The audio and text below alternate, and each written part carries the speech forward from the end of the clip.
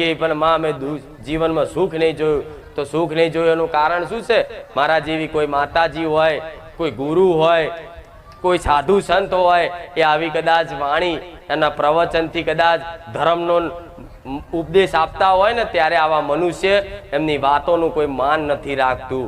એટલે આજે મનુષ્યને દુઃખી થવું પડે. નકર મારા ભગવાને તો જો દુઃખ મેલ્યા છે ને, તો દુઃખના દરેક દુઃખના સમાધાને મારા રોમે મેલ્યા છે. ભગવાને જેવા જેવા દુઃખ મેલ્યા છે ને, અસહ્ય પીડા, નહીં કહેતા કે મારા દુઃખનું કોઈ સમાધાન નહીં દેખાતું, પણ ના, મારા ભગવાને જો દુઃખ મેલ્યું છે ને, તો એનું સમાધાન મેલેલું છે. પણ એનું સમાધાન